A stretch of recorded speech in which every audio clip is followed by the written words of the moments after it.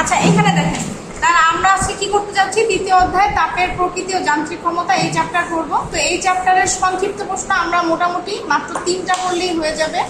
3টার প্রথমটা হলো তাপগতিবিদ্যার প্রথম সূত্র। আমি যেমনটা একটু আগে বললাম যে তাপগতিবিদ্যার প্রথম সূত্র আমরা পড়বো 3য় অধ্যায়ে, আর 4র্থ অধ্যায়ে যে আমরা তাপগতিবিদ্যার দ্বিতীয় সূত্র পড়বো। তার মানে তাপগতিবিদ্যার সূত্র আছে কয়টা, 2টা।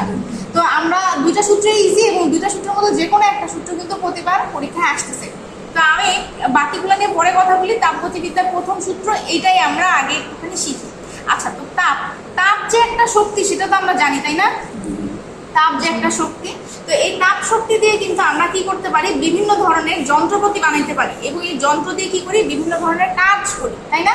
তো যেমন একটা যন্ত্র হলো, নাম হয়তো বা শুনছো, বাষ্পীয় ইঞ্জিন।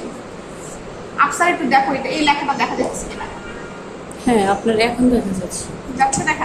আচ্ছা, তো আমরা তাপ শক্তির একটা উদাহরণ হলো বাষ্পীয় ইঞ্জিন। এই বাষ্পীয় ইঞ্জিনে কি করা হয়, আমরা এখান দিয়ে তাপ দেই এক পাশ থেকে, এবং এই তাপটার শক্তিটাকে কাজে লাগায় আমরা কি করি, বিভিন্ন কাজ তৈরি করি, বাষ্পীয় ইঞ্জিন। আচ্ছা, এটা যদি একটু কঠিন মনে হয় আরেকটা বলি। হ্যাঁ হ্যাঁ, ট্রেনের ইঞ্জিন। এটা দিয়ে কি হয়, তার মানে আমরা এখানে তাপ দিচ্ছি, তাপ দেওয়ার পরে কি হচ্ছে, এখানে কাজ হচ্ছে। আচ্ছা, এই বাষ্পীয় ইঞ্জিনের কথা এখন বাদ দিয়ে চিন্তা করো, আমাদের যে উড়োজাহাজে যে রকেট চলে, উড়োজাহাজ চলে, ওইখানে কিভাবে কি হচ্ছে, ভিতর থেকে ওদের শেষের অংশ থেকে কি হয়, রকেটের জ্বালানি বের হচ্ছে না? এই জ্বালানি কিভাবে বের হচ্ছে, প্রচুর তাপ উৎপন্ন করে, প্রচুর তাপ উৎপন্ন করে বের হয়ে যায়, আর এই রকেটটা সামনের দিক দিয়ে আগায় যেতে থাকে, তাই না?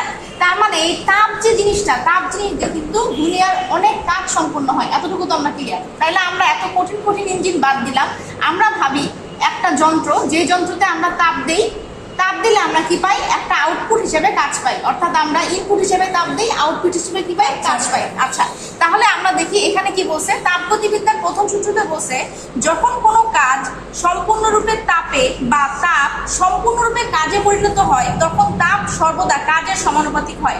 অর্থাৎ কি, তুমি যতখানি তাপ বেশি দিবা, ততখানি তোমার কাজও কি হবে, বেশি হবে। তাপ যদি তুমি অল্প দাও, তোমার কাজও কি হবে, অল্প হবে। তো এটা বলছে, তো তাপ যত তোমার বাড়বে, তোমার কাজও বাড়বে, তাপ যত কমবে, তোমার কাজও কমবে। আচ্ছা, এখন আমরা তাপকে আমরা অলরেডি প্রথম চ্যাপ্টারে পড়ছিলাম কি, তাপকে আমরা কিউ দ্বারা প্রকাশ করি। তো আর আমাদের ডাব্লু কে যদি আমরা ওয়ার্ক দ্বারা প্রকাশ করি, আমরা কি লিখতে পারি, কিউ সমানুপাতিক ডাব্লু। কিউ বাড়লে আমার ডাব্লু বাড়বে, ডাব্লু কমলে আমার কিউ কমবে। ঠিক আছে, একটা একটার সাথে কি প্রপোর্শনাল টু কিংবা সমানুপাতিক। আচ্ছা, তাইলে দেখো এখানে সেম এই জিনিসটাই লিখছে যে ডাব্লু পরিমাণ তাপ যদি সম্পূর্ণরূপে, ডাব্লু পরিমাণ এটা কাজ হবে, ঠিক আছে, তাপ না, এটা কাজ হবে। ডাব্লু পরিমাণ কাজ সম্পূর্ণরূপে তাপে পরিণত হলে কিউ পরিমাণ তাপ উৎপন্ন হয়, তাহলে ডাব্লু সমানুপাতিক কিউ, ডাব্লু সমানুপাতিক জেড কিউ। জেড কেন আসছে, আমরা সবসময় জানি এই যে সমানুপাতিক, এই সমানুপাতিকটা কি সমান না, এবং এটা যে সমান না, এটাকে সমান করার জন্য আমাদের কি করতে হয়, একটা ধ্রুবক আনতে হয়। তাহলে এখানে একটা ধ্রুবক আনছি, এই ধ্রুবকটাই হলো এখানে জেড, এবং এই ধ্রুবকের একটা নাম আছে, ঠিক আছে, এটার একটা নাম আছে, যে একটি ধ্রুবক, একে তাপের যান্ত্রিক সমতা বলে। এই দেখো, জের নাম কি তাইলে, তাপের যান্ত্রিক সমতা। ঠিক আছে, এখন দেখেন আপনাদের পরের কোশ্চেনটা কি, পরের কোশ্চেনটা জিজ্ঞেস করছে তাপের যান্ত্রিক সমতা কি, ব্যাখ্যা দাও। তার মানে আমার এই তাপের যান্ত্রিক সমতার এই সমীকরণ থেকে আমাকে অবশ্যই কি করতে হবে, ব্যাখ্যা দিতে হবে। ক্লিয়ার? আচ্ছা, এখন তাপের যান্ত্রিক সমতা ব্যাখ্যা এটা আমরা দিব, তার আগে তাপগতিবিদ্যার প্রথম সূত্র কি ক্লিয়ার? ক্লিয়ার? আচ্ছা, তো আমরা যদি আসে আমরা এতটুকুই লিখে দিব, কিন্তু আমাদের এই চ্যাপ্টারের বড় কোশ্চেনের জন্য তাপগতিবিদ্যার আরেকটা ফরম্যাট আমার লাগবে, এবং সেই দ্বিতীয় ফরম্যাটটা এখানে লেখা আছে। তুমি চাইলে যদি তাপগতিবিদ্যার প্রথম সূত্র আসে, তুমি চাইলে এটাও লিখতে পারো, তুমি চাইলে এটাও লিখতে পারো। তো প্রথমটা তো ক্লিয়ার? আচ্ছা, ঠিক আছে। আচ্ছা, তাহলে দ্বিতীয় ফরম্যাটে আসি আমরা। দ্বিতীয় ফরম্যাটে কি বলছে, আমি একটু আগে যেমনটা বললাম যে আমরা তাপ দেই, তাপ দিলে আমাদের কি হয়, কাজ হয়, তাই না?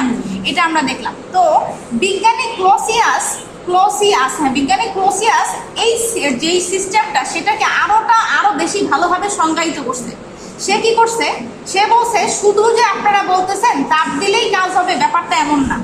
ব্যাপারটা কিরকম, একটা জিনিসে যদি আমরা তাপ দেই, তাহলে এই তাপ দুইটা অংশে ভাগ হবে।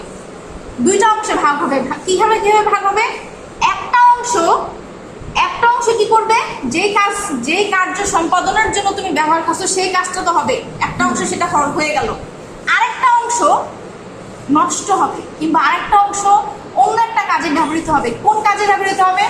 তোমার আম্মু মেশিন চালায়, হ্যাঁ মেশিন আমরা যখন চালাই, এই মেশিন যখন চালাইতেছি, মনে করো 2010 সালে আমরা মেশিনটা কিনছি, ওই মেশিন 2010 সালে যেই সার্ভিস দিছে ওইটা কি আজকে 2026 সালে একই সার্ভিস দিচ্ছে না। তার মানে এই মেশিনটা চালাইতে চালাইতে ওর ভিতরের অনেক কিছু নষ্ট হয়ে গেছে না।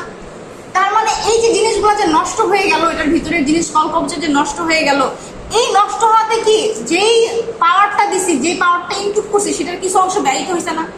আচ্ছা, এটা তো গেলো মেশিনে তো এভাবে তাপ উৎপন্ন হয় না। যেগুলো বড় বড় ইন্ডাস্ট্রিয়াল বড় বড় যন্ত্রপাতি, ওইখানে যখন আমরা তাপ দিয়ে কাজ করি কিংবা ওই যন্ত্রটাকে যখন আমরা রান করি, তখন কি হয়, ভিতরে প্রচুর পরিমাণে তাপ উৎপন্ন হয় না। ওই তাপের কারণে ঘর্ষণ হয়, ওই তাপের কারণে একটা কলকবজার সাথে আরেকটা কলকবজা কি হয়, লাগালাগি করতে থাকে, তাপ উৎপন্ন হতে থাকে, জিনিসটা ক্ষতি হইতে থাকে। তার মানে আমাদের ভিতরে কিছু পরিমাণ শক্তি ব্যয়িত হচ্ছে। তাহলে এটা কি অভ্যন্তরীণ, এটা হলো অভ্যন্তরীণ শক্তি, অভ্যন্তরীণ শক্তি। অর্থাৎ দেখো বিজ্ঞানী ক্লসিয়াস কি বলছে, এই সূত্র অনুযায়ী সিস্টেমে প্রয়োগকৃত তাপ শক্তি, সিস্টেমে আমরা যেই তাপ শক্তিটা ইনপুট করি সেটার কিছু অংশ সিস্টেমের অভ্যন্তরীণ শক্তি বা ভিতরের শক্তি তৈরি করে, বাকি অংশ সিস্টেম পরিবেশের উপর বাহ্যিক কাজ সম্পাদন করে। তার মানে ডিকিউ মানে কিউ মানে তো তাপ, ডি কেন ব্যবহার হচ্ছে সেটা আমি পরে বলতেছি। ডিকিউ আমার তাপ, আমার ডিকিউ তাপটা দুই ভাগে ভাগ হবে, একটা হলো বাইরের ডি ডাব্লু আর একটা হচ্ছে অভ্যন্তরীণ শক্তি ডি ইউ। এটা হলো ডিউ, এটা কোন শক্তিটা, যে শক্তিটার কারণে তাপ উৎপন্ন হচ্ছে, যে শক্তির কারণে যন্ত্র ক্ষয় হয়ে যাচ্ছে, ঘর্ষণ হচ্ছে, শব্দ হচ্ছে, আওয়াজ হচ্ছে, ক্যাচ ক্যাচ কিছু আমাদের ফ্যান চলে না ক্যাচ ক্যাচ শব্দ হয়, এই যে এইসব কারণে এই শক্তিটা ব্যয়িত হয়। অর্থাৎ এটা হলো গিয়ে আমাদের যেটা ক্ষতিকর শক্তি, ক্ষতিকর ব্যাপারগুলোর জন্য এটা ব্যয়িত হয়, অভ্যন্তরীণ কারণে থেকে যায়। আর এটা হলো আমাদের মেন আউটপুট, আর এটা হলো আমাদের ইনপুট। এটা কে বলছে? এটা বলছে আমাদের বিজ্ঞানী ক্লসিয়াস। ঠিক আছে, এটা হলো আমাদের ক্লসিয়াসের সেকেন্ড যেই ব্যাপারটা, মানে এই সূত্রের, এই তাপগতিবিদ্যার প্রথম সূত্রের সেকেন্ড ব্যাখ্যাটা। তুমি চাইলে এটাও দিতে পারো, তুমি চাইলে এটাও দিতে পারো। এখন আমার কথা, আমি কেন DQ equal to DU plus DW এটা লিখতেছি, এটা কেন তোমাদের আজকে জানাইলাম, কারণ এই সূত্রটা দিয়ে আমার সামনের বড় কোশ্চেন সলভ করতে হবে। বুঝা গেছে? এর জন্য আমি এই সূত্রটাকে এখনই তোমাদেরকে জানাই দিলাম। এই পর্যন্ত কি কোনো প্রবলেম আছে নাকি বলো? আমি চলে যাব এখন কোনটাতে, আমি চলে যাচ্ছি তাপের যান্ত্রিক যে সমতা, এইটার ব্যাখ্যাতে আমি চলে যাচ্ছি। ঠিক আছে, তো তাপের যান্ত্রিক সমতা যখন আমি তোমাদেরকে বললাম, তখন কিন্তু আমি অলরেডি বলছি যে আমরা এই তাপের যান্ত্রিক সমতাটা কোথা থেকে আনবো, ডাব্লু সমান জেড কিউ, এটা থেকে আনবো। তাহলে দেখো তাপের যান্ত্রিক সমতাতেও তোমাদেরকে সেই আগের কাহিনীটাই বলবা, যে তাপগতিবিদ্যার প্রথম সূত্রতে জানি ডাব্লু পরিমাণ কাজ সম্পূর্ণরূপে তাপে পরিণত হয়ে কিউ পরিমাণ তাপ উৎপন্ন করলে আমরা কি জানি, ডাব্লু সমানুপাতিক কিউ। তাহলে ডাব্লু সমান সমান জে কিউ, এবং এই সমীকরণে জে কে আমরা বলি তাপের যান্ত্রিক সমতা। আচ্ছা, তাহলে এখন আমরা সংজ্ঞাটাকে কিভাবে আনবো? আমাদের এখানে বলে দিছে আমরা ডাব্লু সমান জে কিউ, তাই না? এইটা হলো আমাদের যান্ত্রিক সমতা। তাহলে আমরা কি করব, আমরা কি ধরবো, এই কিউ এর মানটাকে 1 ধরবো। যদি কিউ সমান 1 হয়, দেখো লেখা আছে এখানে, যদি তাপের মান 1 জুল হয়, তাপের মান 1 কেলভিন হয়, এগুলো যদি 1 হয়, তাহলে আমার ডাব্লু সমান সমান কি হয়ে যায়, জে হয়ে যায় না? আমরা এটাকে কি ধরলাম, 1 ধরলাম। আচ্ছা, তাহলে এবার সংজ্ঞা দেখো, 1 একক তাপ উৎপন্ন করতে যেই পরিমাণ আমার কাজ করতে হবে সেটাই হলো তাপের যান্ত্রিক সমতা। ঠিক আছে, তাহলে আমরা কি করলাম কাজটা, আমাদের সমীকরণ ছিল ডাব্লু সমান জে কিউ, এখানে আমরা কি করছি, এখানে আমরা কিউ এর মান ধরছি 1, তাইলে আমরা কি বুঝাইলাম, ডাব্লু সমান সমান হয়ে গেছে জে। তার মানে আমাদের সংজ্ঞা কি, যদি কিউ এর মান 1 একক হয়, অর্থাৎ তাপ যদি 1 একক উৎপন্ন করতে চাই, তাইলে আমার যেই কাজটা হয় সেটাই হলো আমার জে। ঠিক আছে, তো এইখানে দেখো ছোট্ট একটা সংজ্ঞা আছে, 1 একক তাপ উৎপন্ন করতে যে পরিমাণ কাজ করতে হয় তাকে তাপের যান্ত্রিক সমতা বলে। এই সংজ্ঞাটাই আমরা দিব কখন, যদি এটা একের মানে অতি সংক্ষিপ্ত কোশ্চেনে আসে, আর যদি তোমার খ বিভাগে আসে সংক্ষিপ্তর জন্য, তখন আমরা যে এতখানি এটা লিখব। ঠিক আছে, বুঝা গেল?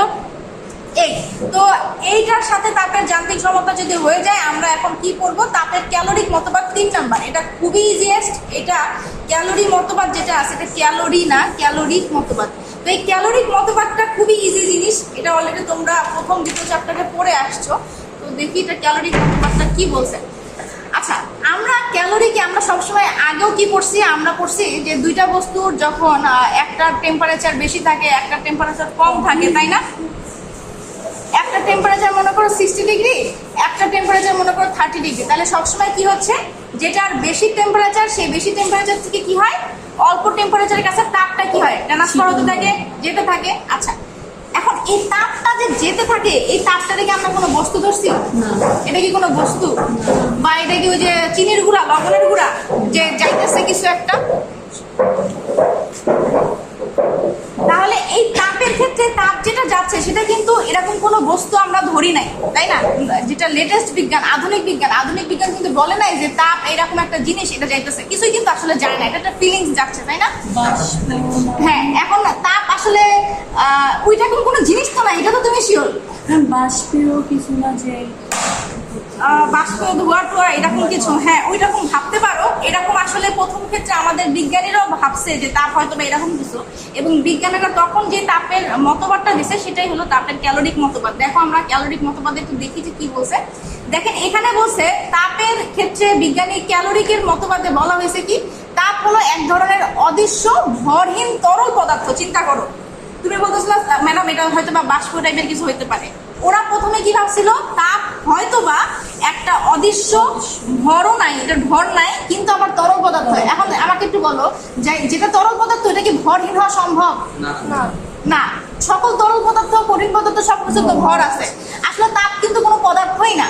এটা হলো একবারে শুরুতে যখন তাপ আবিষ্কার হলো, তখন শুরুর দিকের একটা মতবাদ, যারা বিজ্ঞানীরা চিন্তা করছে হয়তো বা এমন কিছু হইতেছে।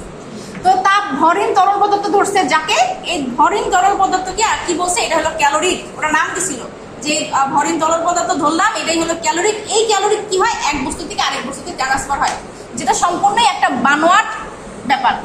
পরবর্তীতে এটা প্রমাণ হয়েছে যে এটা একটা বানোয়াট ব্যাপার। ঠিক আছে, তো এটা হলো প্রথম ধারণা ওদের। তারপর কি বলছে, ওরাও একই জিনিস বলছে যে তাপ সব বেশি তাপমাত্রা থেকে সবসময় এই ক্যালোরিক জিনিসটা কি হয়, কম তাপমাত্রার দিকে যায়। এটা ওরা বলছে সেকেন্ড লতে যে হ্যাঁ আচ্ছা ধরে নিলাম এটা বেশি তাপমাত্রা থেকে কম তাপমাত্রায় যায়। তারপর কি বলছে, ক্যালোরিক বা তাপ সবসময় বেশি তাপমাত্রা থেকে কম তাপমাত্রা, এটা একই জিনিস শুধু লিখছে।